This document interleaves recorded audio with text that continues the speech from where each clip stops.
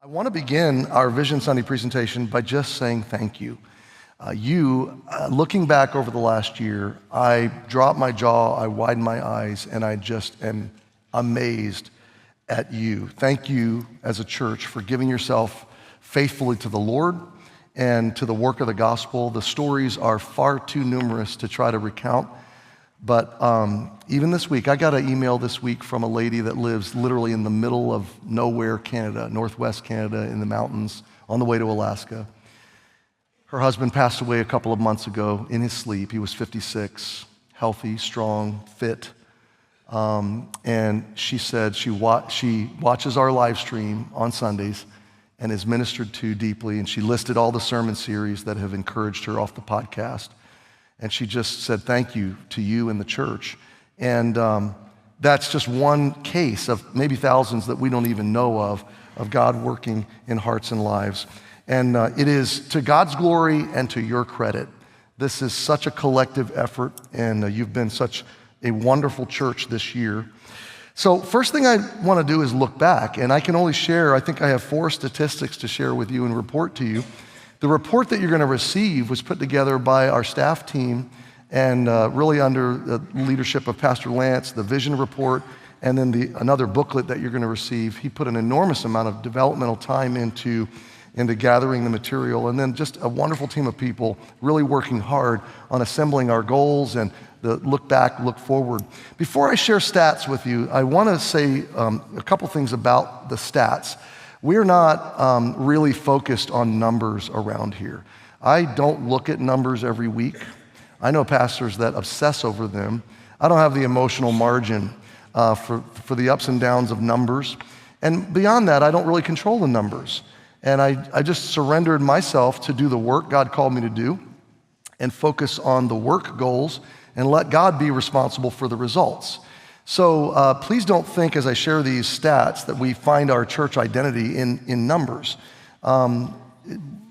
This church is the church of Jesus, and he's shaping it, and we're okay with that, whatever he makes the church. But at that said, it's really fun to once a year kind of stop and look back on the journey and go, what the high points, what are the things that God did this year that we can celebrate? And that's a biblical process or a biblical thing to do anyway.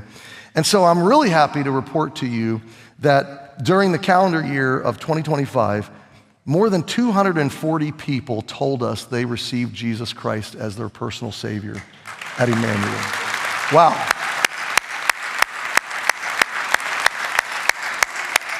That is the greatest reason for celebrating at Emmanuel, because that's why we're here.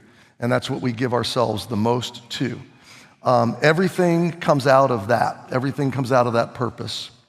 I'm happy to report that 100 of those folks followed in believers' baptism, and we celebrated those every month. Our church family grew by more than 100 members, and I'm happy to tell you, and this is the last stat that I pulled off. There are many more in the report, probably 30 or 40 different stats, and they're all kind of fun to read. But there were 4 million minutes of online sermons and content, biblical content, viewed or listened to through podcasts and through YouTube and live stream. And that, who knows where God's taking that and how God's using that.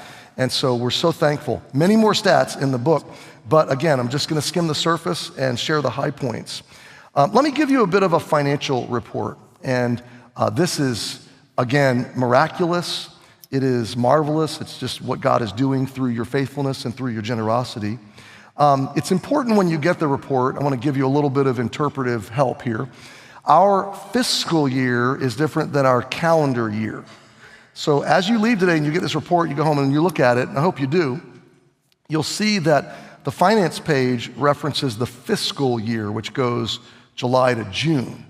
And so this report really is 24 into 25's fiscal report. But then on the missions page, the number we share for missions is the calendar year. And so you'll see the fiscal year on the giving page. The missions number is one number, and then you'll go over the missions page and you'll see it's a higher number. And that the simple difference is that you guys were incredibly generous this October with missions, and we wanted to celebrate that too. And so that fell after the fiscal year. Did I lose you? Okay, I hope not.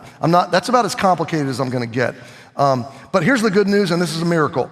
Our general fund giving in the fiscal year grew by 14.5%.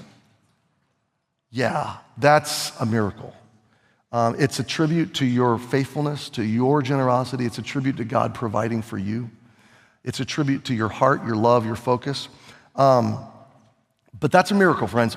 I mean, most churches wouldn't show any increase. 3 or 4% in church life is considered to be like amazing. And this is not the first year we've seen a 14%. It's just, again, drop my jaw, eyes wide. Wow. Wow, church, wow, God. So what that means is that God provided this year, and this is a miraculous number, just under $3.7 million for gospel ministry through you and through his goodness. Whew. 13 and a half years when I came, the church budget was around $300,000. So pray for me. What a stewardship, you know? And I thank God we have a phenomenal finance team, a phenomenal team of deacons, and a phenomenal outside accounting team that helps oversee all this. And wow. So in that number, let me explain that number, because when you get the report, there's something you need to factor in.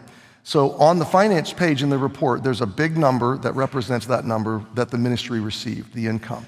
But then there's 3 numbers to the side of that show general fund giving, missions giving, and vision giving.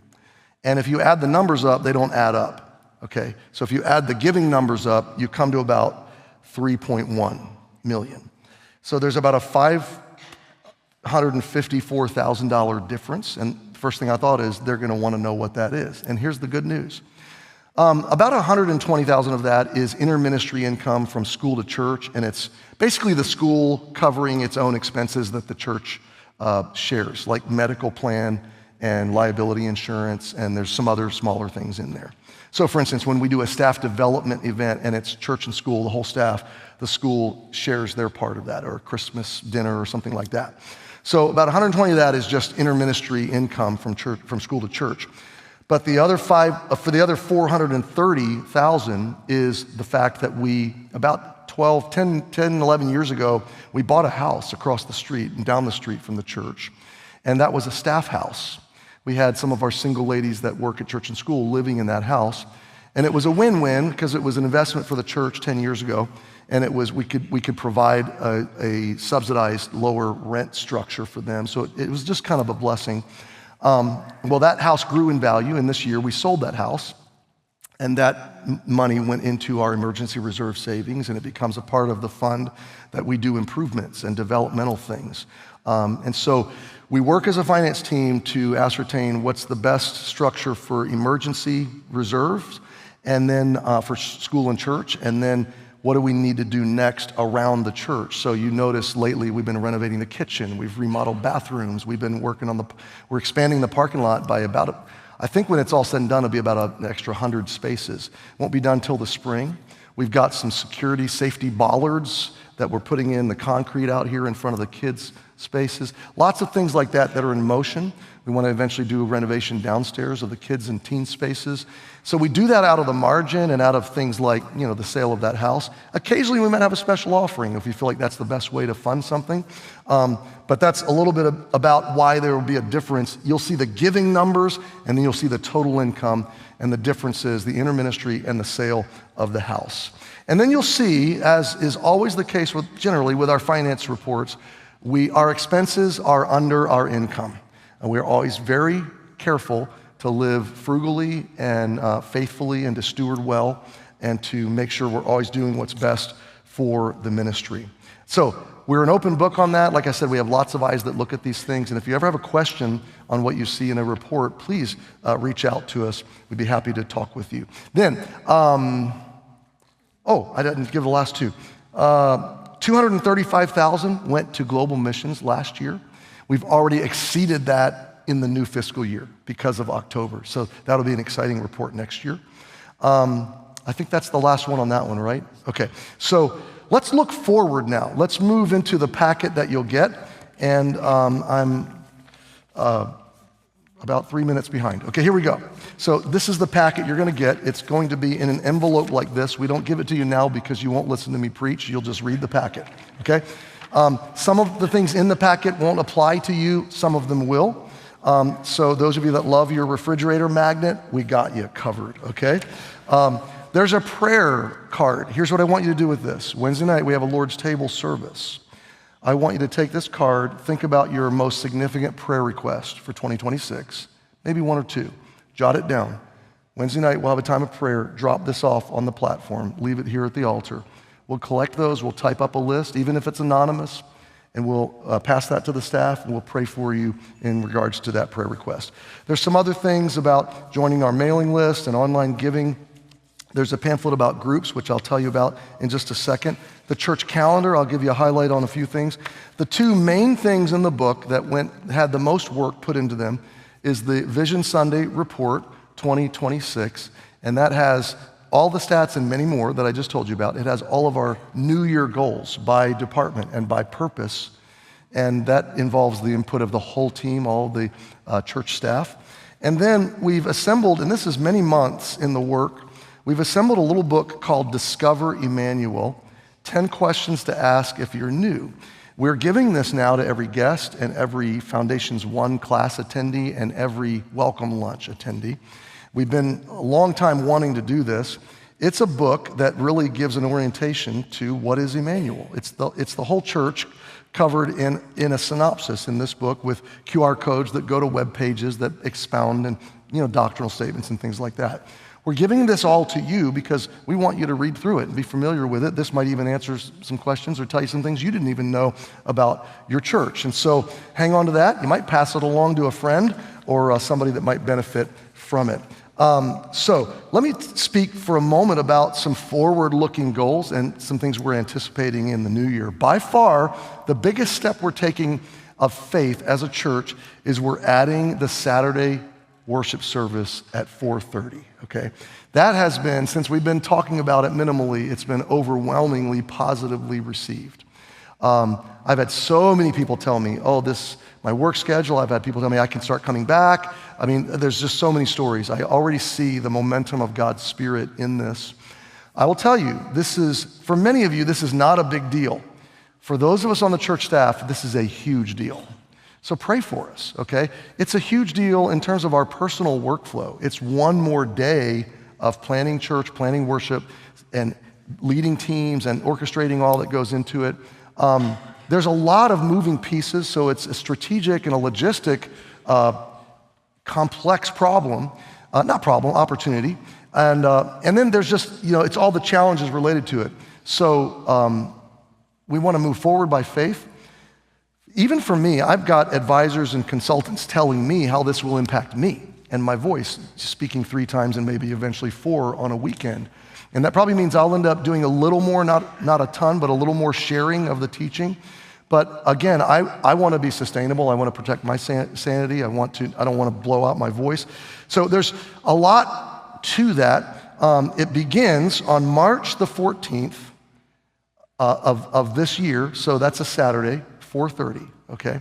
We will probably in a few weeks send out a survey once you all know a little more about this and start to figure out how many will come. Now listen, I don't want you all to come on Saturday, okay?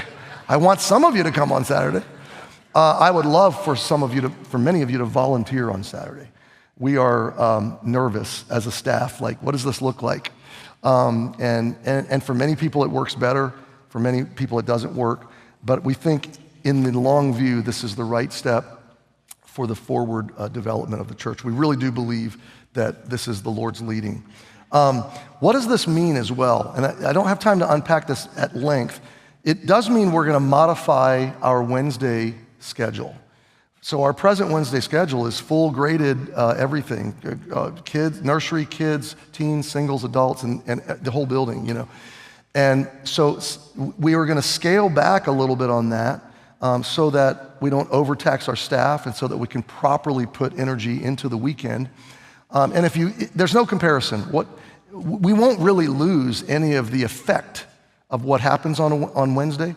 We're going to spread it differently, and we're going to focus on the weekend, and then we will allow what is much a greater priority, the weekend worship services, to grow, okay?